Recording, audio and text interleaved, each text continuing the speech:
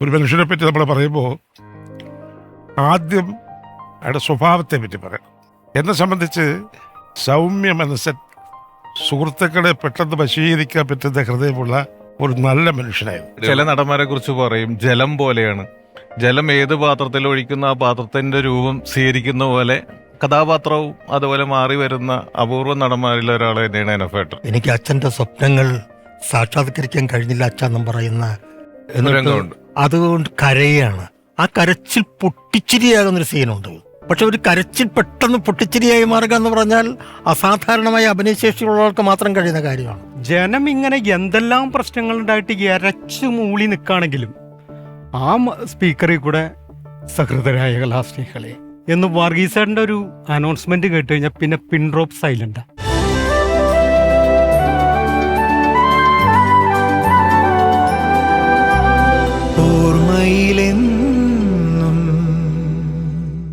നമസ്കാരം.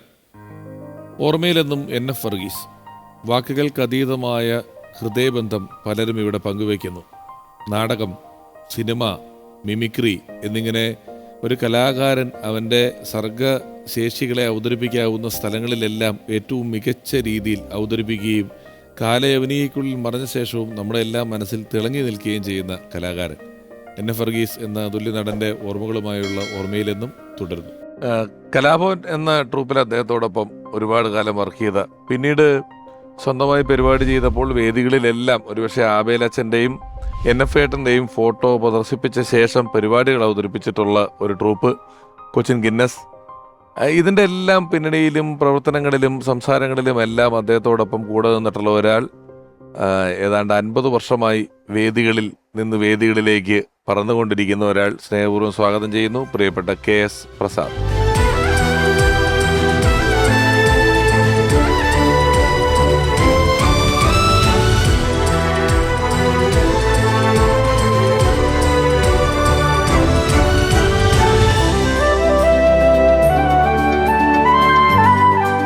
NF ഏട്ടൻ്റെ ഓർമ്മകളിലൂടെ യാത്ര ചെയ്യുമ്പം ഞാൻ ശ്രദ്ധിച്ചിട്ടുള്ള ഒരു കാര്യം, KS പ്രസാദേട്ടൻ്റെ ട്രൂപ്പിന്റെ പരിപാടി തുടങ്ങുമ്പം ഇൻ മെമ്മറി ഓഫ് എന്ന് പറയുന്നതിൽ സൈനുക, NF ഏട്ടൻ, ആബേലച്ചൻ്റെയും പേരാണ് വരുന്നത്. കലാഭവനിൽ നിങ്ങൾ എത്ര നാളുണ്ടായിരുന്നു? കലാഭവനിൽ 4-5 വർഷം ഒരുമിച്ചുണ്ടായിരുന്നു.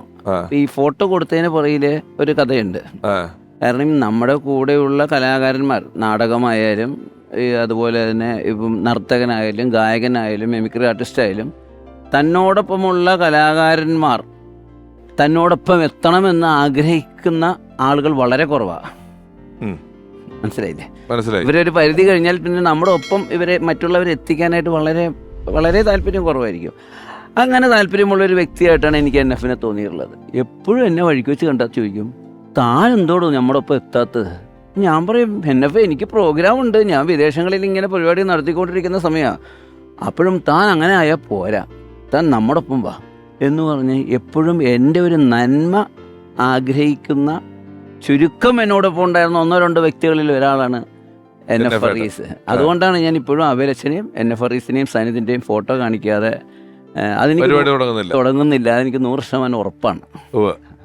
പിന്നീട് മറ്റൊരു സംഭവം, ഞാൻ 81 മുതൽ ഞാൻ വർക്ക് ചെയ്യുന്നൊരു സ്ഥാപനമുണ്ട്. ഞാൻ റെപ്രസെൻറ്റേറ്റീവ് ആയിരുന്നു. എൻ്റെ തൊട്ടിപ്പുറത്ത് ഒരു 100 മീറ്റർ അടുത്താണ് ജെയിംസ് എഞ്ചിനീയറിങ്.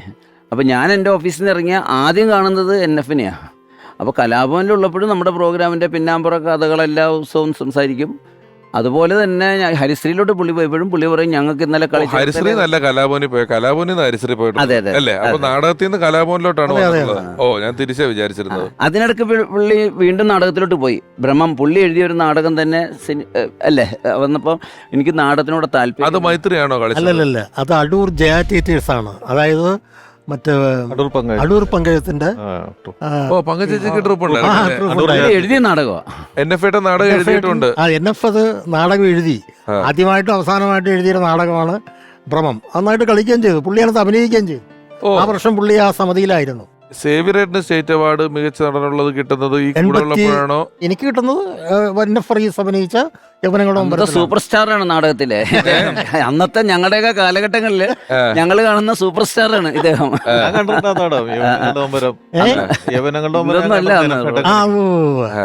അതുപോലെ NF-ന്റെ ഒരു പ്രത്യേകത എഴുത്തുകാരോട് ഭയങ്കര സ്നേഹവും അതെ അതെ ബഹുമാനമാണ്. ഒരു സംവിധായകനൊപ്പം തന്നെ എഴുത്തുകാരെ കാണുന്ന വ്യക്തിയാണ് പുള്ളി. കാരണം പുള്ളി എപ്പോഴും അധികം നടന്മാർ തുറന്നു പറയാത്തൊരു കാര്യം പുള്ളി പറയാറുണ്ട്.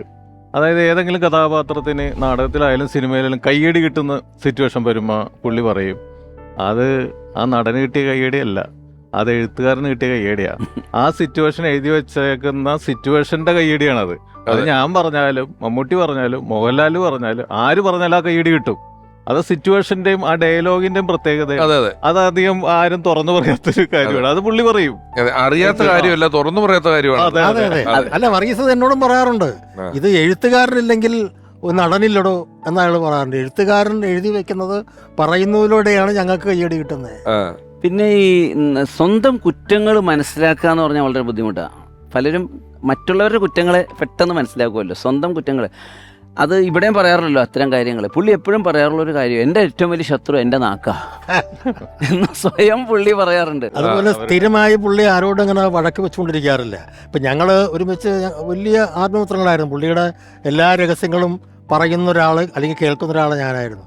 ചിലപ്പോൾ ഞങ്ങൾ ഭയങ്കരമായ വഴക്കിടും. പക്ഷെ അന്ന് വൈകിട്ട് പുള്ളി വിളിച്ചിട്ട് പിന്നെ പുള്ളി ഇതെല്ലാം മറന്നു. പിന്നെ പുള്ളി വന്നിട്ട് പുതിയ വിശേഷങ്ങളും പുതിയ കാര്യങ്ങളും മറ്റതങ്ങനെ ചെയ്യണ്ടോ ഇങ്ങനെ എന്നൊക്കെ ചോദിക്കും. അത് സാധാരണതയിൽ ചിലർക്ക് അങ്ങനെയല്ല. വഴക്ക് കിട്ടി കഴിഞ്ഞാൽ പിന്നെ ഒരു 4 ദിവസത്തേക്ക് പിന്നെ മിണ്ടത്തില്ല. ഇതങ്ങനെയല്ല, അന്ന് തന്നെ പുള്ളി അത് വിട്ടു. ഞാനൊരു കാര്യം എന്നെ പറ്റി പറയണമെന്ന് എനിക്ക് വളരെയധികം ആഗ്രഹമുണ്ട്. കാരണം ഞാൻ ഈ കോമഡി മിമിക്സും പിന്നെ ഞാനൊന്നൊരു പ്രോഗ്രാം എടുക്കാനായിട്ട് പോകുമ്പോൾ ഓരോ താരങ്ങളുടെ വീട്ടിൽ വന്ന് റെക്കോർഡ് അവരുടെ സ്റ്റേറ്റ്മെന്റ് എടുക്കും. നമ്മളിപ്പോ ഇവിടെ വീഡിയോ സ്റ്റേറ്റ്മെന്റ് എടുക്കാൻ അങ്ങനെ പോകുന്ന പോലെ. അപ്പോൾ ക്യാമറ എടുത്തു കഴിഞ്ഞാൽ അന്നൊരു 5-6 പേരുടെ എടുക്കണമല്ലോ, അല്ലെങ്കിൽ നമുക്കത് മുതലാവില്ല. അപ്പം മണിയുടെയൊക്കെ എടുത്തു കഴിഞ്ഞു. അതിനുശേഷം NF-ന്റെ വീട്ടിൽ രാവിലെ 9 മണിക്ക് 8:30 മണിക്ക് എത്തി. NF ഒരു അരമണിക്കൂർ കൊണ്ട് തീർത്തു. ഒരു 10-12 അനൗൺസ്മെന്റ് നമ്മുടെ സാജൻ പള്ളിരുത്തി പറഞ്ഞ പോലെ ഷൂന്ന് തീർത്തു. പക്ഷെ അത് കഴിഞ്ഞ് എനിക്ക് അടുത്ത സലീംകുമാറിൻ്റെ അടുത്ത് പോകാണ്ട്, നാരായണൻകുട്ടിയുടെ അടുത്ത് പോകാണ്ട്, ജയറാമിൻ്റെ അടുത്ത് പോകാണ്ട്. പക്ഷെ NF-ആയിട്ടിരുന്ന് സംസാരിച്ചിട്ട് 9:30 മണിക്ക് ഷൂട്ട് കഴിഞ്ഞിട്ട് 10:30, 11:30, 12:30 വരെ ഇരുന്ന് സംസാരിക്കുക. ഞങ്ങൾ സന്നിധിൻ്റെ കാര്യം, ആബലച്ചൻ്റെ കാര്യം, ആബലച്ചൻ ജീവിച്ചിരിക്കുകയാണ്. അതുപോലെയുള്ള ഓരോരുത്തരുടെ കാര്യവും, നാടകത്തിൻ്റെ കാര്യം, നാടകം കുറേ അഭിനയിച്ച് കാണിക്കുന്നു. ഈ മരിച്ചുപോയവരുടെ കാര്യമൊക്കെ പറഞ്ഞു. പക്ഷെ അന്ന് ഞാൻ പിരിഞ്ഞ് പിറ്റേ ദിവസം 12:30 മണിക്കാണ് ഞാൻ ഈ സാഡ് ന്യൂസ് അറിയുന്നത്, NF പോയി എന്നുള്ളത്.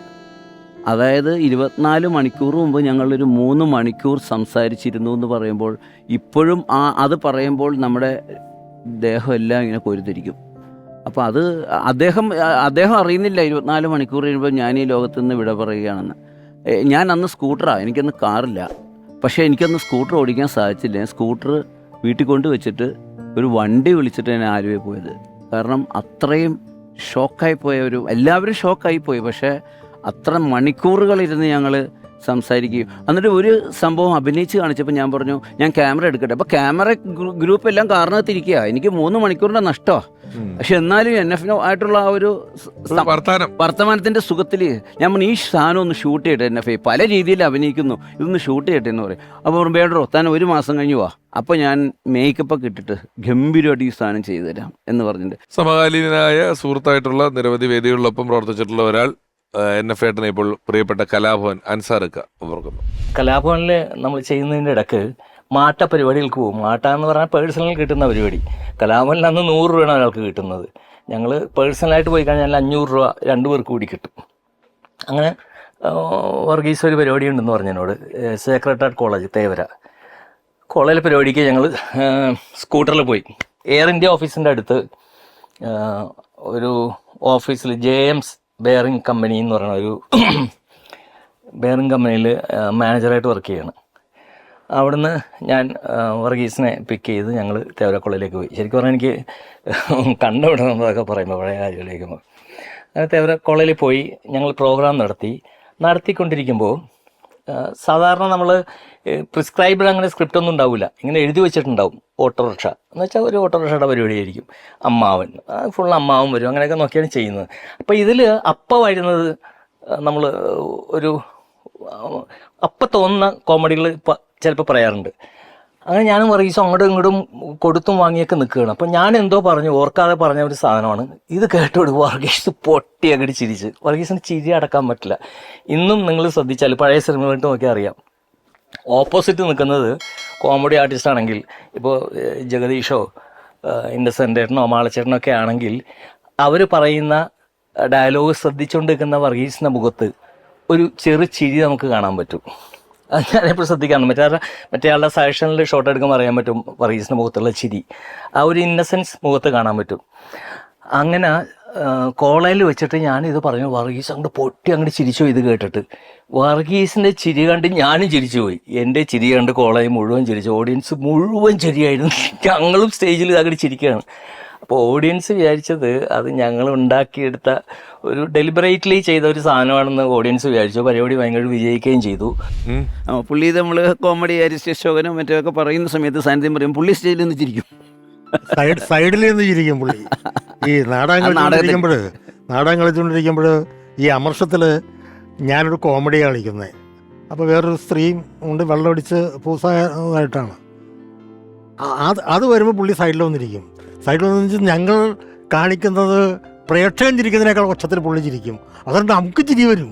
ഇയാളുടെ ചിരി കണ്ടിട്ട് അവിടെ ഞാൻ പിന്നീട് പറഞ്ഞു, താൻ നീ അവിടെ വന്ന് നിൽക്കരുത്, എന്നിട്ട് കുഴപ്പമുണ്ടാക്കരുത്, ഞങ്ങളിവിടെ ചെയ്തിരിക്കുന്ന അവസ്ഥയിലേക്ക് വരും എന്ന് പറഞ്ഞു. അപ്പോൾ പുള്ളി അതൊന്നും ആവില്ല. അടുത്ത പ്രാവശ്യം പുള്ളി വന്നിരിക്കും. പുള്ളിക്ക് അത് ആസ്വദിക്കുന്നത് ഭയങ്കര ഇഷ്ടമാണ്. അഭിനയത്തോട് വലിയ കൊതിയുള്ള ആളാണ് ശരിക്കും. വേറെ ഒരു നടന്മാര് വലിയ കഥാപാത്രങ്ങളൊക്കെ ചെയ്ത് കണ്ടിട്ട് പുള്ളി പറയാറുണ്ട് ഇങ്ങനെ, അത് എന്ത് ഗംഭീര കഥാപാത്രം, അത് എനിക്ക് കിട്ടിയിരുന്ന വെച്ചെങ്കിൽ ഞാൻ വേറൊരു ലൈനിൽ അത് ചെയ്താനെ. അപ്പം എന്നിട്ട് പറയും, നടന്മാര് ഭിക്ഷാന്തേഹികളാണ്, അവരുടെ പാത്രത്തിലേക്ക് വീഴുന്ന കഥാപാത്രങ്ങൾക്ക് അനുസരിച്ചേ അവർക്ക് പെർഫോം ചെയ്യാൻ പറ്റുള്ളൂ. ആ കഥാപാത്രം കിട്ടിക്കഴിഞ്ഞാൽ അതിൻ്റെ ഗംഭീരമായിട്ട് പെർഫോം ചെയ്യാൻ നമുക്കും പറ്റും എന്ന് പറഞ്ഞിങ്ങനെ കൊച്ചുകുട്ടികൾ കൊതിയോടെ പറയുന്ന പോലെ ചില കഥാപാത്രങ്ങൾ കണ്ടിട്ട് പുള്ളി പറയാറുണ്ട്. അത് അഭിനയത്തിനോടുള്ള അഭിനയിച്ച് കാണിക്കുന്ന ആളുകൾക്ക് ഭൂരിപക്ഷം ഈ സാധനം ഉണ്ട്. ഈ ചിലരൊക്കെ ക്യാമറയുടെ ആക്ഷനും കട്ടിൻ്റെ ഇടയിലല്ലാണ്ട് വേറെ ഒന്നും അഭിനയിക്കത്തില്ലല്ലോ. സ്വാഭാവികമായിട്ട് വർത്താനം പറഞ്ഞ് പോവുക, അല്ലെ കഴിഞ്ഞത് കഴിഞ്ഞു വിട്ടു എന്നല്ലേ ഉള്ളൂ. പക്ഷെ വേറെ ചില ആക്ടേഴ്സ് ഇപ്പോഴും ചെയ്തതും ചെയ്യാത്തതും ചെയ്യാൻ പോകുന്നതും ഒക്കെ കാണുന്ന സദസ്സിലൊക്കെ ചെറിയൊരു അഭിനയ പ്രകടനം കാഴ്ചവെക്കുന്ന ആളുകളുണ്ട്. ഇഷ്ടംപോലെ അങ്ങനെ കാണിക്കുന്ന ആളുകളുണ്ട്. പലപ്പോഴും നമ്മുടെ ഓർമ്മയിലെത്തുന്ന പറയുന്ന ഒരു പരിപാടി ഒരു അനുസ്മരണമായിട്ടാണ് നമ്മളെപ്പോഴും ചെയ്യുന്നത്. എനിക്കൊന്ന് NF-ഏട്ടൻ്റെ അനുസ്മരണങ്ങളിൽ അദ്ദേഹം പോയ ശേഷം ഏറ്റവും കൂടുതൽ പങ്കെടുത്തുള്ള രണ്ടുപേര് പ്രസാദേട്ടനും ചേവൂരേട്ടനുമായിരിക്കും എവിടെ ഉണ്ടെങ്കിലും, അല്ലേ? ഞാൻ അതിനുശേഷം ഞാൻ തന്നെ നേരിട്ട് ആലുവയിൽ അനുസ്മരണ സമ്മേളനങ്ങൾ നടത്തി. ഈ പുരോഗമ കലാസാഹിത്യ സംഘത്തിൻ്റെ ആഭിമുഖ്യത്തിൽ അന്ന് ഞാൻ ബാലേന്ദ്രൻ ചുള്ളിക്കാട് ഉൾപ്പെടെ പുള്ളിയുമായിട്ട് പ്രസാദനെ വിളിച്ചിട്ടുണ്ട്. ഒരു പരിപാടി പ്രസാദനെ വിളിച്ചിട്ടുണ്ട് ഒരു വർഷം. പിന്നെ CL ജോസേട്ടൻ്റെ റേഡിയോ നാടകങ്ങളിൽ പുള്ളി ഒരുപാട് അഭിനയിച്ചിട്ടുണ്ട്. അതുകൊണ്ട് CL ജോസേട്ടന് വലിയ ഇഷ്ടമാണ്. പുള്ളി ജോസേട്ടൻ പറയും, അവൻ്റെ ശബ്ദമുണ്ടല്ലോ, അതില്ലാതെ എനിക്ക് നാടകം കളിക്കാൻ പറ്റില്ല. അതുകൊണ്ട് റേഡിയോ നാടകങ്ങൾ പുള്ളി എഴുതി കഴിഞ്ഞാൽ അവരോട് പറയും, ഡയറക്ടറോട് പറയും, വർഗീസിനെ വിളിക്കണം എന്ന് പറയും. കാരണം ആ കഥാപാത്രം വർഗീസ് ചെയ്താൽ ആ ശബ്ദത്തിലൂടെ ഗംഭീരമാക്കും നാടകത്തിന്റെ ശബ്ദം. അതുപോലെ തന്നെ ഞാൻ ഈ പരസ്യ ചിത്രങ്ങൾ, അതുപോലെ എൻ്റെ ഡോക്യുമെൻ്ററികളുണ്ട്. സഖാവ് EMS ആബേലസിനെ കുറിച്ചുള്ള ഡോക്യുമെൻ്ററി, എല്ലാ ഡോക്യുമെൻ്ററിയുടെ വർക്കും പുള്ളി സിനിമാ താരം ആകുന്നതിന് മുമ്പും അതിനുശേഷവും NF വന്നാണ് ശബ്ദം തരുന്നത്. വോയിസ് ഓവർ തരുന്നത്. അന്ന് പുള്ളി വാങ്ങണ കാശുണ്ടല്ലോ, അതേ പുള്ളി ഞാൻ ശേഷം വാങ്ങാറുള്ളൂ. സിനിമാ താരം പുള്ളി കൂടുതൽ വാങ്ങാറില്ല. ഒരു തുകയുണ്ട് ഞങ്ങൾ തമ്മിലുള്ള, അതങ്ങ് തന്നേക്കെന്ന് പറയും. ആ എമൗണ്ട് അല്ലാതെ പുള്ളി കൂടുതൽ വാങ്ങിച്ചിട്ടുമില്ല. ഈ പുള്ളിയുടെ ഉദ്യോഗം പുള്ളി സിനിമയ്ക്ക് വേണ്ടി മാത്രം രാജിവെച്ച ആളാണ് കേട്ടോ. അതെ. എന്ന് പറഞ്ഞാൽ ഈ ആകാശത്തിൽ അഭിനയിക്കുന്നതിന് മുൻപ് ചെറിയ 15ഓളം സിനിമകളിലും ചെറിയ വേഷങ്ങളിൽ അഭിനയിച്ചിട്ടുണ്ട്. പപ്പൻ, പ്രിയപ്പെട്ട പപ്പൻ, അങ്ങനെ തുടങ്ങി ബട്ടർഫ്ലൈസ് വരെയുള്ള സിനിമകളുണ്ട്, ഒരുപാട് സിനിമകളുണ്ട്. അതെ. അങ്ങനെ ഇരിക്കുന്ന സമയത്താണ് പുള്ളി ജോലി ചെയ്തിരുന്ന സ്ഥാപനത്തിൽ നിന്ന് ജെയിംസ് എഞ്ചിനീയറിംഗ് അല്ല, അതിനുശേഷം അത് കഴിഞ്ഞിട്ട് വേറൊരു അവിടുത്തെ അസിസ്റ്റന്റ് മാനേജറായിട്ട്. അയാൾക്ക് ഈ പറഞ്ഞ മാതിരി അതിൻ്റെ മാനേജർക്ക് ഈ ഇങ്ങനെ നാടകത്തിൽ പോകുന്നത് ഇഷ്ടമല്ല. മറ്റേ ഉദ്യോഗത്തിൽ തന്നെ പൂർണ്ണമായി കേന്ദ്രീകരിക്കണമെന്നാണ് പുള്ളിയുടെ നിർബന്ധം. അങ്ങനെ എനിക്ക് പുള്ളിയെ ബോംബെക്ക് ട്രാൻസ്ഫർ ചെയ്തു. അപ്പോൾ പുള്ളി പറഞ്ഞ് നടക്കില്ല, ഇല്ലെങ്കിൽ നിങ്ങളുടെ ഉദ്യോഗം കളയുമെന്ന് പറഞ്ഞു. പുള്ളി എന്നോടൊന്ന് സംസാരിക്കുകയാണ്, എന്ത് ചെയ്യണം സേവി, ഞാൻ രാജിവെക്കുന്നതിനെക്കുറിച്ച് ആലോചിക്കുക. അപ്പം ഞാൻ പറഞ്ഞ്, തനിക്കിപ്പോൾ ആ ഉദ്യോഗം ഇല്ലെങ്കിലും ജീവിക്കാൻ പറ്റും, ഒരു സംശയം വിചാരിക്കാം. ഒന്നില്ലെങ്കിൽ തനിക്ക് അനൗൺസ്മെൻറ്റ് നടത്തി ജീവിക്കാൻ പറ്റും. കാരണം അന്ന് മിക്കവാറും ഈ പരിപാടികൾക്ക് അനൗൺസ്മെൻറ്റ് റെക്കോർഡ് ചെയ്യുന്ന പുള്ളിയാണ്. അല്ല സേവറേട്ടാ, വേറെ ഒരുപാട് ബിസിനസ് പുള്ളിക്കുണ്ടായിരുന്നു. ഉണ്ട്, പലർക്കും അറിയാത്ത business. ആ. പാക്ക് ചെയ്ത് പാക്ക് മുളക് പൊടി, ചെയ്ത് മല്ലിപ്പൊടി. ആ, എന്റെ അച്ഛനും ഫോട്ടോസ്റ്റാറ്റ് കട. അപ്പൊ ഞാൻ പറഞ്ഞു ഫോട്ടോസ്റ്റാറ്റഡ് ആ ഫോട്ടോസ്റ്റാറ്റ് ഷോപ്പൊക്കെ എറണാകുളത്ത് ഉണ്ടായിരുന്നു. അച്ഛനും ഉണ്ടായിരുന്നു, അച്ചാറിന്റെ ഒക്കെ ബിസിനസ് ഉണ്ടായിരുന്നു ഞങ്ങളുടെ വീട്ടില്. എനിക്കും പുള്ളിക്കും അറിയാവുന്ന രഹസ്യ ബിസിനസ് ചെയ്ത് ആ. ഇത് ഏതാ? അച്ചാർ business ആ? അച്ചാറുണ്ടാക്കല്, അച്ചാറും മുളക് മുളക് പൊടി പൊടി, പുള്ളി അവിടെ തന്നെ ആലുവായില് വിനാഗിരി ഫില്ല് ചെയ്ത് കൊടുക്കുക. ഇതൊക്കെ മുപ്പർക്കുണ്ട് പരിപാടി. ഇത് അപ്പൊ അങ്ങനെ ഞങ്ങൾ രഹസ്യം ഇത് പറയില്ല. അങ്ങനെയാണ് പുള്ളി ഈ സിനിമയ്ക്ക് വേണ്ടിയാണ് ഉദ്യോഗം രാജിവെച്ചപ്പോഴാണ് ഈ പറഞ്ഞ മാതിരി ഉർവശി ഉപകാരം എന്ന് പറഞ്ഞ മാതിരി ആ സമയത്താണ് ആകാശദൂത് എന്ന് പറയുന്ന ഡാൻസ് സിനിമ വരുന്നത്. അതെ അതെ അതെ. ഏതായാലും പ്രസാദേട്ട, NFAന്റെ ദീപ്തമായ ഓർമ്മകൾ കൊണ്ട് മുന്നിലേക്ക് പോകുന്ന ഈ പരിപാടിയിൽ പ്രസാദേട്ടന്റെ സാന്നിധ്യം വളരെ വിലപ്പെട്ടതായിരുന്നു. വളരെ നന്ദി. Thank you. ഓക്കെ. നമുക്കിപ്പം നിരവധി സിനിമകളിൽ അദ്ദേഹത്തോടൊപ്പം വർക്ക് ചെയ്തിട്ടുള്ള അഭിനേതാവ് ഇർഷാദ് ഇപ്പൊ അദ്ദേഹത്തെ ഓർക്കുന്നു. NFAന്റെ ഏറ്റവും വലിയ ഒരു ആത്മവിശ്വാസം എന്ന് പറയുന്നത് അദ്ദേഹത്തിന്റെ ശബ്ദം തന്നെയായിരുന്നു. നമ്മളെപ്പോഴും തമാശക്കൊക്കെ പറയാറുണ്ട്, നമ്മളൊരു സീൻ ചെയ്ത് കഴിഞ്ഞാൽ എന്തെങ്കിലും കുഴപ്പമുണ്ടായെങ്കിൽ നമുക്കത് ഡബ്ബിങ്ങിൽ അഡ്ജസ്റ്റ് ചെയ്യും, ഞാൻ ഡബ്ബിങ്ങിൽ പിടിക്കുന്നൊക്കെ പറയും. പക്ഷേ പുള്ളിക്ക് എപ്പോഴും തൻ്റെ ശബ്ദത്തെക്കുറിച്ച് ഇത്രയും കോൺഫിഡൻസ് ഉണ്ടായിരുന്ന ഒരു മനുഷ്യൻ വേറെ കാണുമെന്ന് എനിക്കറിയില്ല. അത് ഞാൻ ഡബ്ബിങ്ങിൽ ചില മാന്ത്രികതകൾ ഉപയോഗിക്കുമെന്നാണ് പുള്ളി ഈ നരസിംഹത്തിൻ്റെ സമയത്തൊരിക്കൽ ആ ലാലേട്ടനായിട്ടുള്ള സീനിൽ ചെയ്ത് കഴിഞ്ഞ ശേഷം എന്നോട് പറഞ്ഞു, ഡബ്ബിങ്ങിൽ ഞാൻ വേറൊരു സാധനം ഇടും. അപ്പോൾ ആ ഡബ്ബിങ് ശബ്ദം അയാൾക്ക് ആ മാന്ത്രിക ശബ്ദം നമ്മൾ വല്ലാതെ വശീകരിച്ചിട്ടുള്ള ഒന്നാണ്. മലയാളികൾ എല്ലാവർക്കും ഇഷ്ടമുള്ള, ഇപ്പോൾ മിമിക്രിക്കാരൊക്കെ ഏത് സമയത്തും എപ്പോഴും ഉപയോഗിക്കുന്ന ഒരു ശബ്ദം കൂടിയാണ് NFAന്റെ ശബ്ദം എന്ന് പറയുന്നത്. അപ്പോൾ ആ ശബ്ദത്തിൽ അയാൾക്ക് 100% വിശ്വാസം ഉണ്ടായിരുന്നു ആ മനുഷ്യൻ. വലിയേട്ടനിലെ മമ്പറം ബാവയുടെ അനിയൻ മമ്പറം സുബൈർ എന്ന് പറയുന്ന ഒരു കഥാപാത്രമായിരുന്നു എൻ്റെത്. ആക്ച്വലി രഞ്ജിത്തേട്ടൻ ആ സിനിമ ചെയ്യുമ്പോൾ മമ്പറം ബാവയുടെ മകനായിരുന്നു സുബൈർ എന്ന് പറയുന്ന കഥാപാത്രം പ്ലാൻ ചെയ്തിട്ടുണ്ടായിരുന്നത്. അപ്പോൾ NFA പറഞ്ഞു, എനിക്ക് ഇത്രയും വലിയൊരു മകൻ വേണോ എന്നൊക്കെ ചോദിച്ചിട്ട് പുള്ളി എന്നാൽ പിന്നെ അനിയനാക്കാം, എന്തായാലും രണ്ടാളെയും മാറ്റാൻ പറ്റില്ല എന്ന് പറഞ്ഞിട്ട് അങ്ങനെയാണ് അനിയനാക്കുന്നത്. അത് ഒരു ചെറിയ ഞങ്ങൾ തമ്മിലുള്ള കോമ്പിനേഷൻ ഒരു സീനുള്ളെങ്കിലും ആ ക്യാരക്ടർ ഇന്നും മലയാളികളുടെ മനസ്സിലുള്ളതാണ്. മമ്പറം ബാവയെ ഓർക്കുമ്പോൾ തന്നെ മമ്പറം സുബൈറിനെ ഓർക്കും. മമ്പറം ബാവ എന്ന് പറയുന്ന വലിയ അപ്പോൾ ആ സിനിമയുടെ വലിയ വിഷയം തന്നെ നടക്കുക, അല്ലെങ്കിൽ ആ സിനിമ ടേണാവുന്നത് തന്നെ ഈ സുബൈറിൻ്റെ ഭരണത്തോടു കൂടിയിട്ടാണല്ലോ. അപ്പോൾ അതും എൻ്റെ സിനിമാ ജീവിതത്തിൽ NFAന്റെ അനിയനായിട്ട് അഭിനയിക്കാനുള്ളൊരു ഭാഗ്യം കൂടി എനിക്ക് കിട്ടിയിട്ടുണ്ട്. ഞാൻ എവിടെയോ വായിച്ചിട്ടുള്ളൊരു കാര്യം എന്ന് പറയുന്നത്, അദ്ദേഹം ഇത്രയധികം വേഷങ്ങളൊക്കെ ചെയ്തിട്ടുണ്ടെങ്കിലും ഒരു നോട്ടബിൾ ആയിട്ടുള്ള അംഗീകാരം, നമ്മുടെ ഈ പറയുന്ന അവാർഡുകൾ എന്നൊക്കെ പറയുന്ന സെറ്റപ്പുകളിൽ അതൊന്നും ലഭിച്ചിട്ടില്ല എന്നുള്ളതിൻ്റെ ഒരു ചെറിയ ദുഃഖം പല കാലങ്ങളിൽ അദ്ദേഹം പ്രകടിപ്പിച്ചിരുന്നു എന്ന് കേട്ടിട്ടുണ്ട്. അങ്ങനെ സേവ്യറിനോടെല്ലാം പറഞ്ഞിട്ടുണ്ട്. പുള്ളി മാത്രമല്ല എല്ലാവർക്കും അല്ല, അത് വളരെ ശരിയാണ്. കാരണം എന്ന് വെച്ചാല് വർഗീസ് അഭിനയിച്ചിട്ടുള്ള കഥാപാത്രങ്ങൾ എടുത്ത് നോക്കുമ്പോൾ അതിനുള്ള അർഹതയുണ്ട്. പക്ഷെ എപ്പോഴും അങ്ങനെ നിർബന്ധമില്ല. അതെ, കാരണം എന്താ വെച്ചാൽ ഒരു വർഷം തന്നെ അത്തരത്തിൽ അഭിനയ സാധ്യതയുള്ള വേറെ കഥാപാത്രങ്ങൾ, വേറെ ആക്ടേഴ്സ്. ഞാൻ പരാതി ഉണ്ടെന്നല്ല പറഞ്ഞ, വിഷമം ഉണ്ടെന്നാ പറഞ്ഞത്. അത് പരാതിയാണ് നമ്മുടെ, അത് കിട്ടിയില്ലെന്നുള്ള പരാതി. അതിനോടനുബന്ധമായിട്ടാണ് ഞാൻ നേരത്തെ പറഞ്ഞില്ലേ, ഈ വിഷാന്ത പോലെയാണ് കഥാപാത്രങ്ങൾ വീണ് കിട്ടണം. ഏത് നടന്മാർക്കും നല്ലൊരു പെർഫോം ചെയ്യാനുള്ള കഥാപാത്രം വീണ് കിട്ടിയാലേ അവർക്ക് ആ മത്സരത്തിൽ അതിന് താഴെ നിൽക്കുന്ന കഥാപാത്രങ്ങൾ ഉണ്ടാകാൻ പാടുള്ളൂ എന്ന് പറയുന്ന ഒരു ഭാഗ്യം വേണം. എല്ലാം കൂടി ഒത്തടങ്ങുമ്പോഴല്ലേ അവാർഡ് കിട്ടുകയുള്ളൂ. പിന്നെ ഇപ്പോഴൊക്കെ വേറെയും പല കാര്യങ്ങളും ഒത്തു കിട്ടണം. അല്ല, ജനങ്ങളുടെ അംഗീകാരത്തിലാവുന്നതും വേണ്ടല്ലോ. ജനങ്ങളെ സംബന്ധിച്ച് എപ്പോഴും വലിയ അതിപ്പോ എന്താ വെച്ചാല് ഇതുപോലെ NFA പറഞ്ഞാൽ 10 പേര് അറിയത്. ഇപ്പോഴും നമ്മളിപ്പോഴും പരിപാടി ചെയ്യുന്നത് എങ്ങനെയാണ് അദ്ദേഹത്തിന്റെ ഓർമ്മകളിൽ നമ്മൾ ഇത്ര നേരം പരിപാടി ചെയ്യുന്നത്. എന്നെ സംബന്ധിച്ചിടത്തോളം അതേ ഉള്ളൂ. മനുഷ്യരറിയുക, നമ്മളിങ്ങനെ ഒരാളിങ്ങനെ ജീവിച്ചിരുന്നത് മറ്റുള്ള ഒരു പറയാനിടയായാൽ നമ്മൾ ഭാഗ്യവാന്മാരാണ്. അവാർഡ് ഇവരുടെ അവാർഡൊക്കെ അവിടെ വെച്ചോട്ടെ. NF വർഗീസ് എന്ന നടന്റെ ഓർമ്മകളുമായി നമ്മൾ യാത്ര ചെയ്യുമ്പോൾ അദ്ദേഹത്തിന്റെ ആദ്യകാലം മുതൽ ഒരുപക്ഷെ ദീർഘകാലത്തെ സൗഹൃദം കാത്തു സൂക്ഷിച്ച, ദീർഘകാലമായി നാടകരംഗത്തും അല്ലാതെയും ഒക്കെ അദ്ദേഹത്തോടൊപ്പം ഉണ്ടായിരുന്ന സേവ്യരേട്ടൻ, അദ്ദേഹത്തിന്റെ സാന്നിധ്യം വളരെ വിലപ്പെട്ടതായിരുന്നു. സേവ്യരേട്ട, ഹൃദയപൂർവ്വം നന്ദി നിങ്ങളുടെ സാന്നിധ്യം. Thank you. ഓർമ്മയിലെന്നും NF വർഗീസ് എന്ന ഈ ലക്കത്തിൽ ഇനി ഞാൻ 2 പേരെ ഇങ്ങോട്ട് ക്ഷണിക്കുകയാണ്. ഒരാൾക്ക് കൂട്ടായിട്ടാണ് വരുന്നത്. കാരണം അതിലൊരാൾ നമുക്ക് വളരെ പ്രിയപ്പെട്ട NF ഏട്ടൻ്റെ സഹധർമ്മിണിയാണ്. ഇത്തരത്തിലുള്ള പരിപാടികളിൽ അങ്ങനെ പോയി പരിചയമില്ല, ഇത്തരം പരിപാടികളിൽ പങ്കെടുക്കാറില്ല എന്ന് പറഞ്ഞു. മറ്റൊരാൾ NF ഏട്ടനോടൊപ്പം ഒരുപാട് കാലം ഉണ്ടായിരുന്ന, തൊട്ട അയൽവക്കത്ത് താമസിക്കുന്ന ഒരു കുടുംബാംഗത്തെ പോലെ ആ വീടിനോടൊപ്പം നിൽക്കുന്ന ഒരാളാണ്. അങ്ങനെ രണ്ടുപേർ, പ്രിയപ്പെട്ട എബിച്ചേട്ടനെയും NF വർഗീസ് ഏട്ടൻ്റെ സഹധർമ്മിണിയായിട്ടുള്ള റോസി ചേച്ചിയെയും ഞാൻ ബഹുമാനപൂർവ്വം സ്വാഗതം ചെയ്യുന്നു.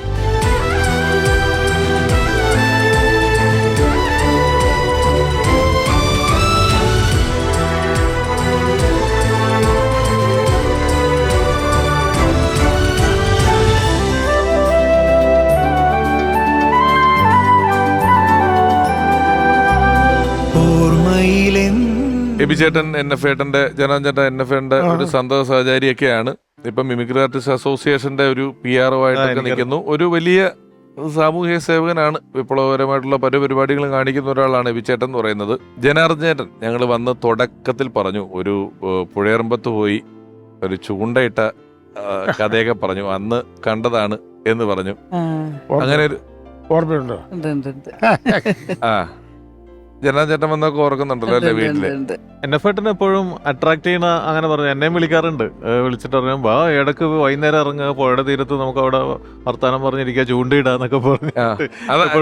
അതാണ് നമ്മളെ വിളിക്കാനുള്ള ചൂണ്ട.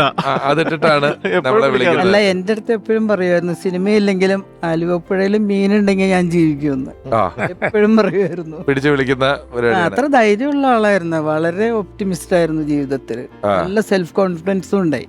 അതായത് ഒരു ഇന്റർവ്യൂവിന് ചെന്നാൽ പോലും മറ്റൊരാൾക്ക് അത് ചെയ്യാമെങ്കിൽ എനിക്കത് ചെയ്യാം, ആ ഒരു മെന്റാലിറ്റിയാണ് ജീവിതത്തിലെല്ലാം. പക്ഷെ ഞാനൊക്കെ നേരെ തിരിച്ചാൽ, അവരൊക്കെ വലിയ ആൾക്കാർ, എന്നെ കൊണ്ടൊന്നും പറ്റില്ല. അപ്പോൾ പറയും, നിന്റെ ഈ ചിന്താഗതി തന്നെ മാറ്റണം, ജീവിതത്തിൽ രക്ഷപ്പെടാമെന്ന് എപ്പോഴും എന്നെ ഉപദേശിക്കുമായിരുന്നു. അങ്ങനെ അത്ര ധൈര്യവും ഒരു എന്താ പറയാ, ഒരു മാഗ്നറ്റിക് പേഴ്സണാലിറ്റി ആയിരുന്നു. ഞാൻ കണ്ടിട്ടില്ല അങ്ങനെ ഒരു മനുഷ്യനെ വേറെ. എന്ത് വന്നാലും ഒരു കുലുക്കമില്ല, ടെൻഷനൊന്നുമില്ല. ടെൻഷനുണ്ട്, പക്ഷെ ഞാനത് മാനേജ് ചെയ്യും എന്നുള്ളൊരു ധൈര്യവും ആത്മവിശ്വാസവും എന്നും ഉണ്ടായിരുന്നു. സ്വന്തമായിട്ട് കൃഷിയൊക്കെ ചെയ്യില്ലായിരുന്നു ചേട്ടൻ? കിളച്ച് തെങ്ങിന്റെ കടയൊക്കെ കിളക്കുക, അത് കൃഷിയേക്കാൾ ഉപരി എക്സർസൈസിന് വേണ്ടിയിട്ടാണ്.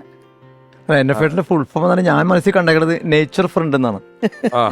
ജോൺ പോൾ സാറ് പറഞ്ഞത് ഒരു പടക്കുതിരയെ പോലെയാണ് എന്നാണ്. ഈ തളരില്ല എന്ന് പറഞ്ഞ കുതിച്ചു മുന്നേറാൻ വേണ്ടിയിട്ട് ഇങ്ങനെ വെമ്പല് കൊണ്ട് ഏത് വഴിയാണേലും ഒരു കരിയറിസ്റ്റ് എന്ന് നമുക്ക് ഒരു അതെ, പുള്ളിയുടെ പാഷൻ അതായിരുന്നു. അപ്പൊ എനിക്കറിയില്ല, എന്നെ കല്യാണം കഴിക്കുമ്പോ ഇവിടെ ഒരു ബോംബെ കമ്പനിയിൽ സെയിൽസ് എക്സിക്യൂട്ടീവ് ആണ്.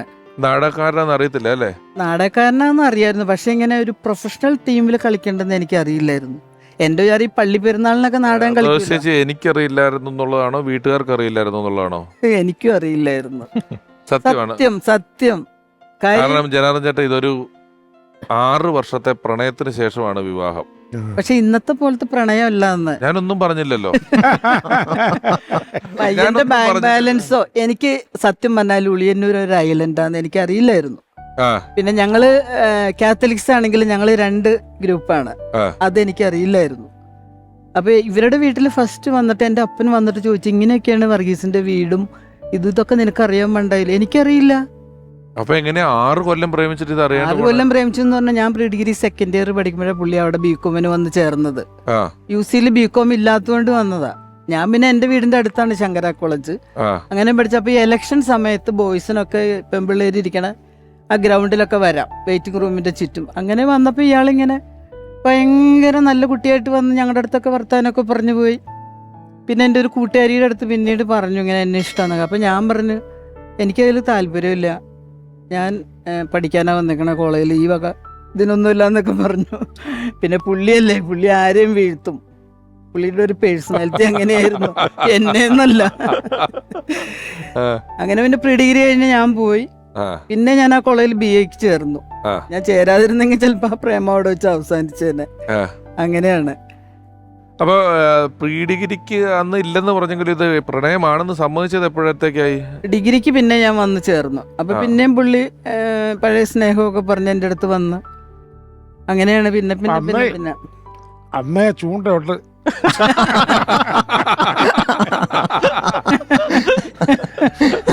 കല്യാണം കഴിഞ്ഞപ്പോ ഞാൻ പറയാ, എന്നോട് എന്ത് നന്നായിട്ട് പെരുമാറിയിരുന്ന ആളെ എന്നെ വഴക്കൊക്കെ പറയുമ്പോ എനിക്ക് ഭയങ്കര സങ്കടം വരെ, ഞാൻ കരയും.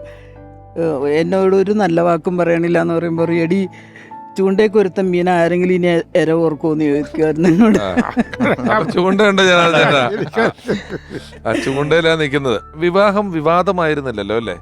വിവാദമായിരുന്നു എന്ന് പറഞ്ഞാൽ എൻ്റെ വീട്ടിലൊരു ഗൾഫുകാരനായിട്ട് എനിക്ക് കല്യാണം ഉറപ്പിക്കാൻ പോകണം. അപ്പം അപ്പൻ എൻ്റെ അടുത്ത് പറഞ്ഞു നാളെ ഫിക്സ് ചെയ്യാൻ പോവാണ്. അപ്പം ഞാൻ പറഞ്ഞു അത് പറ്റൂല, എനിക്കിങ്ങനെ ഒരു ഇതുണ്ടെന്ന് പറഞ്ഞു.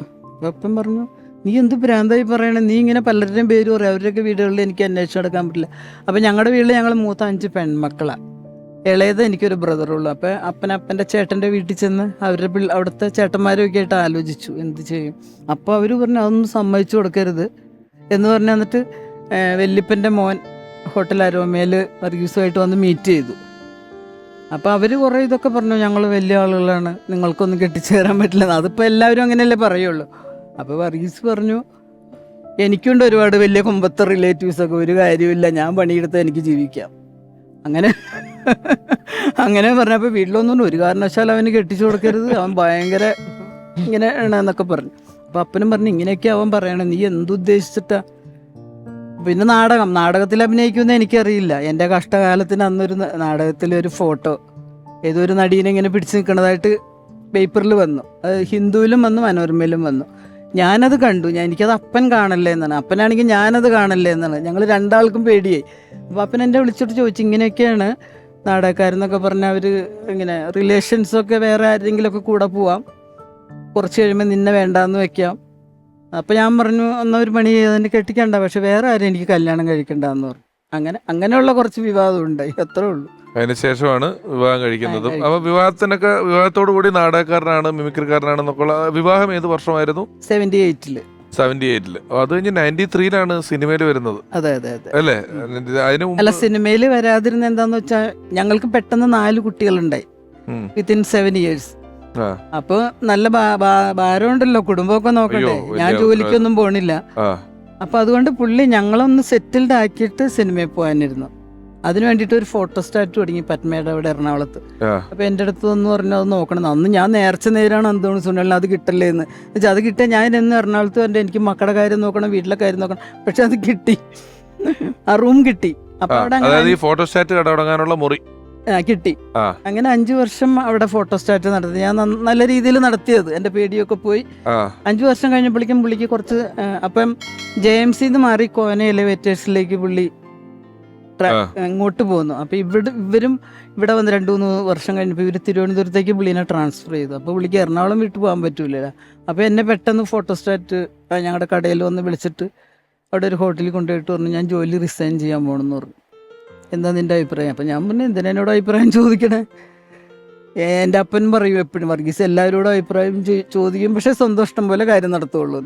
ഞാൻ പിന്നെ എന്താണെന്ന് വെച്ചാൽ ചെയ്തു, എങ്ങനെ വീണാലും 4 കല്ല് വീഴുമെന്ന് എനിക്കറിയാം. അങ്ങനെ ആ ജോലി റിസൈൻ ചെയ്തു. അപ്പോഴേക്കും ഫോട്ടോസ്റ്റാറ്റിൽ നിന്ന് ഞങ്ങൾക്ക് ജീവിക്കാനുള്ള വരുമാനമൊക്കെ കിട്ടി തുടങ്ങി. അങ്ങനെയാണ് പിന്നെ സിനിമയിലേക്ക് കുറച്ച് പോയത്. അപ്പോൾ അതിന് മുമ്പ് മികായലിൻ്റെ സന്തതികളും റോസസ് ഇൻ ഡിസംബറും പിന്നെ ഇത് ഞങ്ങളുടെ നിശ്ചയം എന്ന് പറഞ്ഞൊരു ചെറിയ ടെലിഫിലിം അങ്ങനെ കുറച്ചൊക്കെ അഭിനയിച്ചിരുന്നു. പിന്നെയാണ് സിനിമ. പിന്നെ പപ്പൻ പ്രിയപ്പെട്ട പപ്പൻ, പൂവിന് പുതിയ പൂന്തിനുള്ള, അതിലൊക്കെ കൊച്ചു റോളുകൾ ചെയ്തിട്ടുണ്ട്.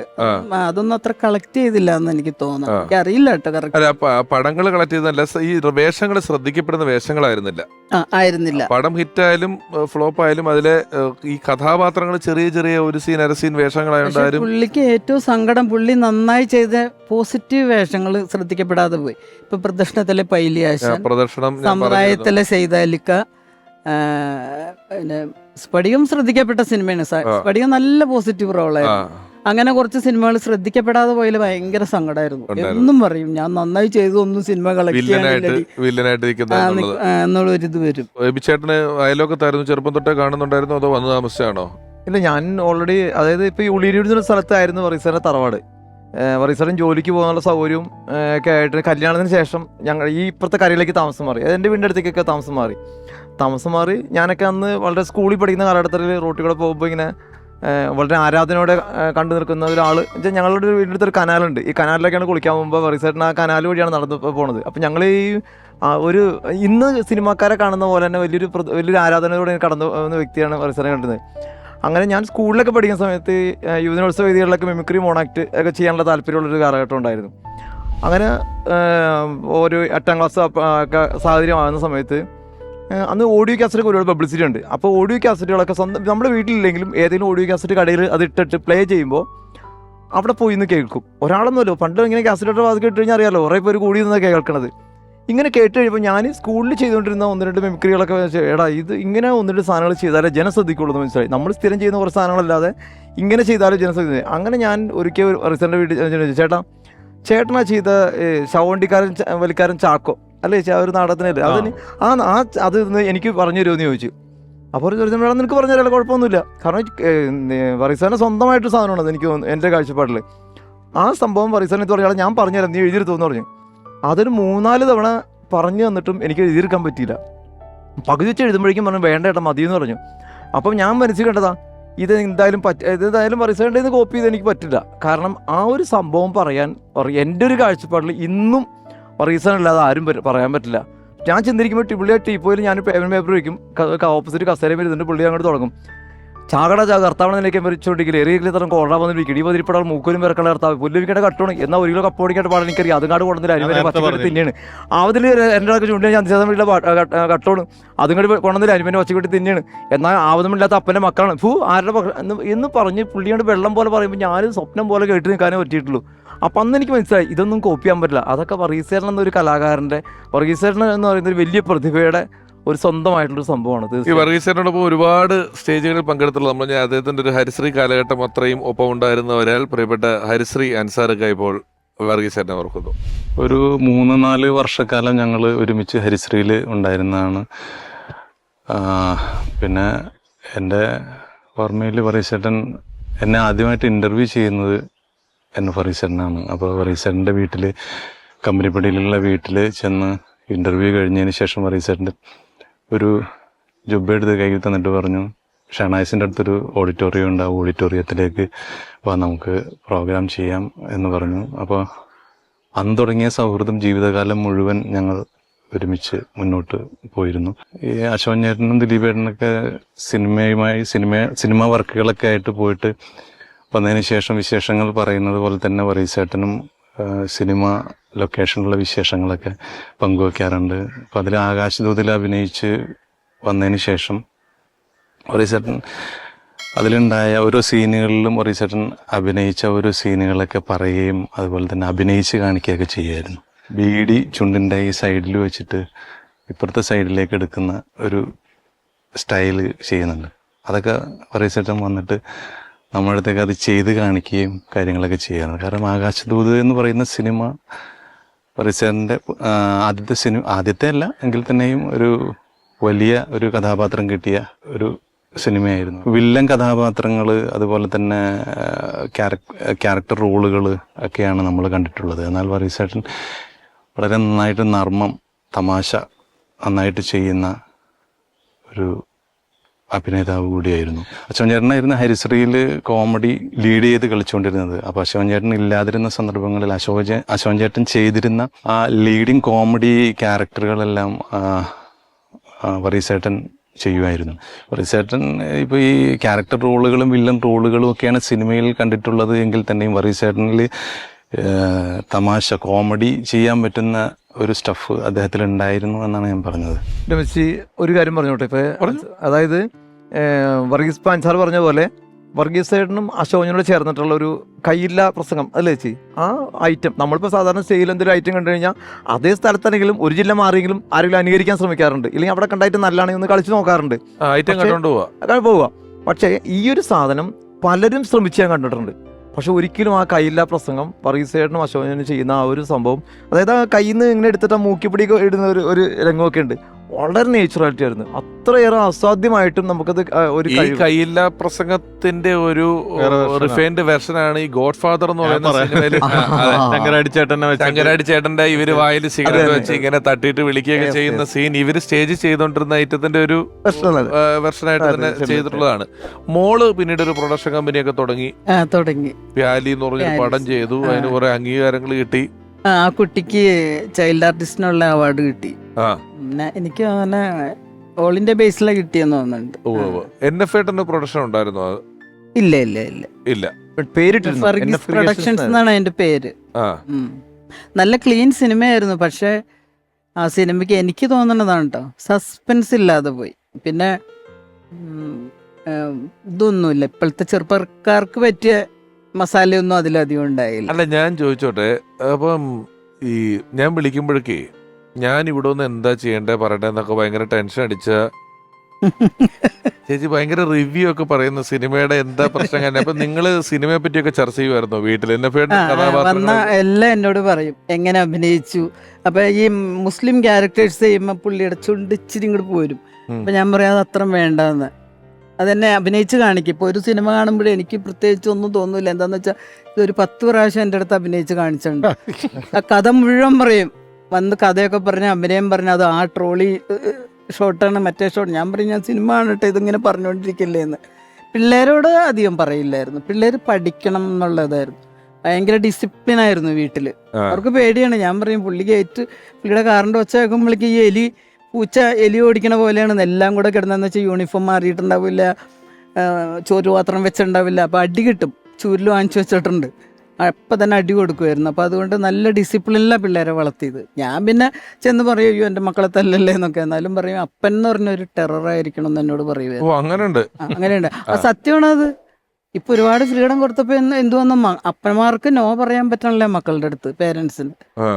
ഞാൻ ആ വീടുമായിട്ടുള്ള ബന്ധം വെച്ച് നോക്കുകയാണെങ്കിൽ വർഗീസിനെക്കാളും മികച്ച അഭിനയത്തിലാണ് ഇരിക്കുന്നത്. വർഗീസനെ അത് അഭിനയിച്ച് കാണിച്ചു കഴിയുമ്പോൾ അത് അങ്ങനെയല്ല ഇങ്ങനെയാണെന്ന് പറയണമെങ്കിൽ അത്രയും കഴിവ് വേണമല്ലോ. അപ്പൊ അതായത് വർഗീസിനെക്കാളും മെയിൻ ആയിട്ടുള്ള ആളാണ് എന്റെ കാഴ്ചപ്പാടില്. വർഗീസേട്ടൻ പൊട്ടിച്ചിരിച്ച ഒരു തമാശയുണ്ട്. അതായത് വർഗീസേട്ടൻ അങ്ങനെ കൂടുതൽ ഈ വില്ലൻ വേഷങ്ങൾ അറിയപ്പെടുന്ന പുള്ളിക്ക് ഒത്തിരി ഇഷ്ടക്കുറവുള്ള സമയമാണ് ചിലപ്പോഴൊക്കെ. വർഗീസേട്ടൻ അഭിനയിച്ച സിനിമ ആദ്യം കണ്ടത് ഏതാണ്? ആകാശദൂത കണ്ടത്. അതിന് മുമ്പത്തെ ചെറുകിട വേഷങ്ങളൊന്നും അത് കണ്ടിട്ടില്ലായിരുന്നു. ആകാശദൂത് പോയത് പുള്ളിക്കാരൻ്റെ സിസ്റ്ററിൻ്റെ കൂടെയാണ്. പുള്ളിക്കാരിക്ക് കാണണമെന്ന് പറഞ്ഞിട്ട് എൻ്റെ അടുത്ത് പറഞ്ഞാൽ നീ പോകുമൊന്നും വേണ്ട, അത് അങ്ങനത്തെ ഒരു റോളാന്നൊക്കെ പറഞ്ഞു. പിന്നെ സല്ലാപം റിലീസായപ്പോൾ പറഞ്ഞു മക്കളെ കാണിക്കരുതിട്ടോന്ന്. പക്ഷെ അതിൻ്റെ കാസറ്റ് ആരോ വീട്ടിൽ കൊണ്ടുകൊടുത്ത് മക്കളെല്ലാം കണ്ടു. അവർക്കതൊന്നും ഒരു ഇഷ്യൂ അല്ല, അവർക്കത് ഒരു പ്രശ്നമേ അല്ല. മോനെ അഭിനയിപ്പിക്കാൻ പുള്ളിക്ക് ഇഷ്ടമായിരുന്നു, പക്ഷെ അവന് ഇഷ്ടമുണ്ടായില്ല. അവൻ കീബോർഡ് നന്നായിട്ട് പ്ലേ ചെയ്യും. അവൻ ഒരു 4 വർഷം മുമ്പ് ഒരു ഓണത്തിനൊരു പാട്ടിറക്കി, ഓണപ്പാട്ടിന് ഈണം പോലെ എന്നും പറഞ്ഞു. ഹരിചരണാണ് അത് പാടിയത്. അവൻ വന്ന് റെക്കോർഡ് ചെയ്ത് നല്ല പാട്ടായിരുന്നു. അപ്പൊ ഈയിടെ മൃദുല വാര്യര് ഒരു സ്ഥലത്ത് പറഞ്ഞു ഓണപ്പാട്ടുകൾ ഇറങ്ങി 5 പാട്ടുകളിൽ ഒരെണ്ണം നല്ലത് ഇതാന്ന് പറഞ്ഞു. എനിക്ക് മൃദുല വാര്യരെ നേരിട്ടൊന്നും പരിചയമില്ല, എന്നാലും ഞാൻ ഈ വേദിയിൽ ഒരു എനിക്ക് പരിചയമുള്ള ആളാണ്, ഞാൻ അറിയിച്ചോളാം. പരിചയക്കേണ്ട പ്രശ്നം വേണ്ടല്ലോ, ഞാൻ അറിയിക്കാവുന്ന ആളാണ് മൃദുല. അവന് അധികം സമയമില്ല. പിന്നെ അവന് ഈ ജീസസ് യൂത്തിനൊക്കെ പോകും. അപ്പൊ അവന് അതിന്റെ കുറെ കമ്പോസ് ചെയ്യാനൊക്കെ ഉണ്ട്. അപ്പൊ അവന് സമയം കിട്ടില്ല, ജോലിയെല്ലാം കൂടെ. ഈ നമ്മുടെ കാറ് ഓടിക്കുമ്പം കൂടെ ഉണ്ടായിരുന്നു ഉണ്ടായിരുന്നു. എന്താന്ന് വെച്ചാൽ ഇങ്ങനെ ഇവിടെ ഒരു ബുദ്ധിമുട്ടെന്ന് പറഞ്ഞപ്പോ ഞാൻ ഓർത്ത് എന്തോ വിലങ്ങുന്നൊക്കെ പറയില്ലേ കിളയ്ക്കുമ്പോ, അങ്ങനെ അതാന്ന് ഓർത്തിട്ട് ഞാനിതിരി കുഴമ്പിട്ട് കൊടുത്തു. അപ്പോഴും പറഞ്ഞു മാറണില്ലല്ലോ. അപ്പൊ അഹമ്മദ് ഡോക്ടർ പുള്ളിയുടെ ക്ലാസ്മേറ്റാ, അഹമ്മദ് കാരോത്തുവഴിയിലെ. വിളിച്ചപ്പോ എന്നാ വർഗീസും കൂടി പോരേന്ന് പറഞ്ഞു. എന്നിട്ട് ഓട്ടോ വിളിച്ചിട്ട് വന്നില്ല. അപ്പോഴേക്കും ഞാൻ നോക്കുമ്പോൾ പുള്ളി വണ്ടി ചെന്ന് കയറി. അപ്പൊ എന്നെ ഓടി ചെന്ന് ഞാനും കയറി പോയി. ഞാൻ ഹോസ്പിറ്റലിന്റെ അടുത്ത് എത്തണേക്കും ബോധം പോയി. ഡ്രൈവ് ചെയ്തോണ്ടിരിക്കുമ്പോ എന്നിട്ടാണ് വണ്ടി സൈഡിലേക്ക് ലെഫ്റ്റിലേക്ക് ഇടിച്ചിട്ടാണ് വീണ്. അപ്പോഴേക്കും ചേച്ചിക്കും ചെറിയ പരിക്ക് പറ്റി. അതാ ഇടിച്ചതില് തല മുകളിലടിച്ചതാ. പക്ഷെ പുള്ളി ഭയങ്കര ഫിറ്റായിരുന്നു ആള്. എന്നും 1 മണിക്കൂർ നടക്കും, കിളയ്ക്കും. നമുക്കങ്ങനെ ഒരു ചിന്ത പോലും ഇല്ല, ഇങ്ങനെ ഒരു വരുന്നത് നമ്മൾ ചിന്തിക്കണേ ഇല്ല. നമുക്കങ്ങനെ വിചാരമേ ഇല്ല. ജനാർദ്ദനൊക്കെ പറഞ്ഞു ലൊക്കേഷൻ ഭയങ്കര നടത്തവും കാര്യങ്ങളും ഭയങ്കര അങ്ങനെയായിരുന്നു. എന്നിട്ട് ഞങ്ങളെയൊക്കെ വഴക്ക് പറയും നിങ്ങളൊന്നും എക്സർസൈസ് ചെയ്യില്ല. അപ്പൊ ഞാൻ പറയും എനിക്ക് 100,000 പണിയുണ്ട്, അതിൻ്റെ ഇടയ്ക്ക് എവിടെ സമയം എന്നൊക്കെ ചോദിക്കുമായിരുന്നു. പേരക്കുട്ടികളൊക്കെ എന്നോട് ചോദിക്കും അങ്ങനെ ഹസ്ബൻഡ് സെലിബ്രിറ്റി ആയിരുന്നല്ലേ എന്നൊക്കെ. അവർക്ക് കാണണമെന്നൊക്കെ പറയാം എന്നോട്. അപ്പൊ ഞാൻ പറയും നമുക്ക് സ്വർഗത്തിൽ പോകുമ്പോൾ സിനിമ കാണാലോ, അതാണല്ലോ ഒരു വലിയ. അല്ല, അവർക്ക് നേരിട്ട് കാണണം. മമ്മി എന്ത് ലക്കി ആയിരുന്നു. എത്രയോ സിനിമാക്കാരൊക്കെ എന്നോട് ചോദിക്കും മമ്മൂട്ടിനെ കണ്ടിട്ടുണ്ടോ, ഇവരെ കണ്ടിട്ടുണ്ടോ, അവരെ ഞാൻ മുന്നേ കണ്ടിട്ടുണ്ട്, ദിലീപിനെ കണ്ടിട്ടുണ്ട്. ഞാൻ ദിലീപൊക്കെ ഇവിടെ വരുമായിരുന്നു. അവർക്ക് അതാ സങ്കടം, അവർക്കൊന്നും കാണാൻ പറ്റില്ലല്ലോ. ഇപ്പൊ ഉണ്ടായിരുന്നെങ്കിൽ അവർക്ക് അതിന്റെ പേരിൽ ഇങ്ങനെ അവിടെ ഇവിടെ സ്കൂളിലെ ആളാവും കുട്ടികളെ. അത് കേൾക്കുമ്പോ എനിക്ക് ഭയങ്കര സങ്കടം വരും. അപ്പൊ എന്നോട് ഇളയൊരു പേരക്കുട്ടി ഉണ്ട്, അവള് പറയും എന്തിനാ സങ്കടപ്പെടണേ, അപ്പച്ചിന്നാ ഞങ്ങള് വിളിക്കാറ്, അപ്പച്ചനല്ല. അപ്പച്ചി ഇപ്പൊ അവിടെ സ്വർഗത്തിൽ കല്യാണമൊക്കെ കഴിച്ച് കൊച്ചുങ്ങളൊക്കെ ആയിട്ട് സുഖമായിട്ട് ജീവിക്കുകയായിരിക്കും. മമ്മി ഇവിടെ കരഞ്ഞിരുന്നോ? അവളിച്ചിരി ഒരു ഹ്യൂമർ സെൻസ് ഉള്ള ആളാണ്. പേരക്കുട്ടികൾ എത്ര പേരാ? 7 ആള്. 7 ആളുണ്ട് പേരക്കുട്ടികൾ അല്ലേ? പേരക്കുട്ടി എഞ്ചിനീയറിംഗ് സെക്കൻഡ് ഇയർ ആയി. ഓ അത്ര ആയി. എല്ലാരും സുഖമായിട്ടിരിക്കുന്നത്? എല്ലാവരും സുഖമായിരിക്കും. ആയിക്കോട്ടെ. അപ്പം സുദീർഘമായി ഇനിയും സംസാരിച്ച് നീങ്ങുന്നില്ല. ഈ പറഞ്ഞതുപോലെ ഞാൻ ആദ്യം വിളിച്ചപ്പോൾ ഒന്ന് സംശയിച്ചെങ്കിലും ഇത് നമ്മളീ പറഞ്ഞതുപോലെ പേരക്കുട്ടികൾ പറഞ്ഞ പോലെ അല്ലെങ്കിലും ഒക്കെ ഈ NF എന്ന് പറഞ്ഞ ഒരാൾ നമുക്ക് ഇത്രയും കഥാപാത്രങ്ങൾ ചെയ്തു തന്നു. നിങ്ങൾക്കൊക്കെ വ്യക്തിപരമായിട്ട് ഇത്രയും ഓർമ്മകളുള്ള ഒരു സ്ഥലം. നമ്മളെ സംബന്ധിച്ച് പലർക്കും, അല്ലെങ്കിൽ എന്നെക്കാളും പ്രേക്ഷകരെ സംബന്ധിച്ച് സിനിമയിലെ കഥാപാത്രങ്ങളിലൂടെയാണ് അദ്ദേഹം ഇപ്പോൾ ജീവിക്കുന്നത്, നമ്മൾ അറിയുന്നത്. അപ്പം ചില സന്ദർഭങ്ങളിൽ നമ്മൾ ബോധപൂർവം ഓർക്കുക എന്ന് പറയുന്നൊരു കാര്യമുണ്ട്. ഈ പരിപാടിയൊക്കെ അങ്ങനെയാണ്. കാരണം നിങ്ങളെപ്പോലെ അല്ലെങ്കിൽ അദ്ദേഹവുമായി ഏറ്റവും അടുത്തിരിക്കുന്ന ആൾക്കാരെ പോലെ ഒരു എല്ലാ ദിവസത്തെ ഓർമ്മയല്ല. നമ്മൾ ബോധപൂർവം ഓർക്കുന്നു. ഇതുപോലെ നമ്മൾക്ക് ഒരുപാട് കഥാപാത്രങ്ങളെ തന്ന് കലയെ സ്നേഹിച്ച നാടകം, മിമിക്രി, സിനിമ, വ്യക്തിപരമായി കുടുംബത്തെ സെറ്റിൽ ചെയ്ത് ഡിസിപ്ലിനായി വളർത്തുക എന്നൊക്കെ പറയുന്ന ചിട്ടകളെല്ലാം കാത്തു സൂക്ഷിച്ച ഒരു നല്ല മനുഷ്യൻ, നല്ല കലാകാരൻ NF വർഗീസ് എന്ന അതുല്യനായ നടൻ്റെ ഓർമ്മയിലൂടെയുള്ള ഓർമ്മയിലെന്നും എന്ന പരിപാടി അതിൻ്റെ അവസാന ഭാഗങ്ങളിലേക്ക് കിടക്കുന്നു. Album signing.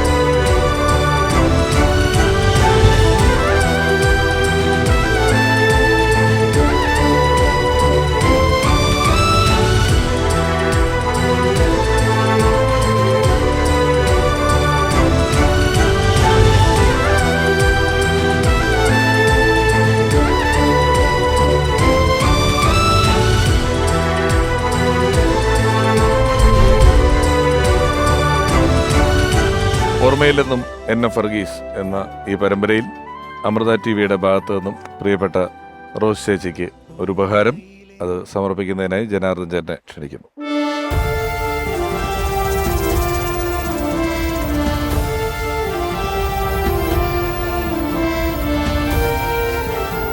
ചെയ്തതിലേറെയും വില്ലൻ കഥാപാത്രങ്ങളായിരിക്കുകയും ആ കഥാപാത്രങ്ങളെല്ലാം പ്രേക്ഷകർ അംഗീകരിക്കുകയും എങ്കിലും വില്ലൻ കഥാപാത്രങ്ങളെയാണല്ലോ അവതരിപ്പിക്കേണ്ടി വന്നത് എന്ന് ദുഃഖമുണ്ടായിരിക്കുകയും ചെയ്ത ഒരു കലാകാരൻ. ചെയ്ത നല്ല കഥാപാത്രങ്ങളിൽ പലതും ആളുകൾ കണ്ടില്ലല്ലോ എന്ന ദുഃഖവും മനസ്സിൽ കൊണ്ടു നടന്നൊരു കലാകാരൻ. ഇത്രയൊക്കെയാണെങ്കിലും നമ്മൾ ഓരോ പ്രേക്ഷകരുടെ മനസ്സിലും കലാകാരൻ എന്ന നിലയിലും വ്യക്തി എന്ന നിലയിലും വളരെയധികം ഇഷ്ടം തോന്നുന്ന ഒരാൾ. NF വർഗീസ് എന്ന അതുല്യ നടന്റെ ഓർമ്മകളുമായി മുന്നിലേക്ക് പോയ ഓർമ്മയിലെന്നും NF വർഗീസ് എന്ന ഈ ലക്കം ഇവിടെ പൂർണ്ണമാകുന്നു. അടുത്ത ലക്കത്തിൽ നമുക്ക് വളരെ പ്രിയപ്പെട്ട മറ്റൊരാൾ.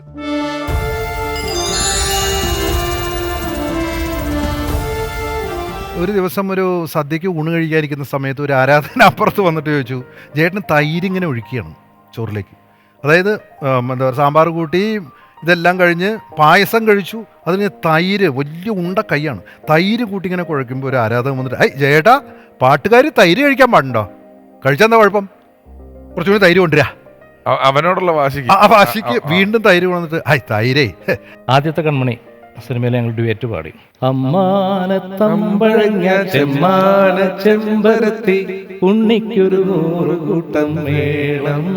എന്നെ സംബന്ധിച്ച് ഞാനിപ്പോൾ പാടിയപ്പോൾ ജേട്ടൻ്റെ കൂടെ വേദിയിൽ എല്ലാ വേദിയിലും പാടാറുള്ള പാട്ടാണ് മല്ലികാബാണൻ. മല്ലികാബാണൻ തന്റെ വില്ലെടുത്തു മന്ദാരമലർ കൊണ്ടു ശരം തൊടുത്തു മാറിലോ.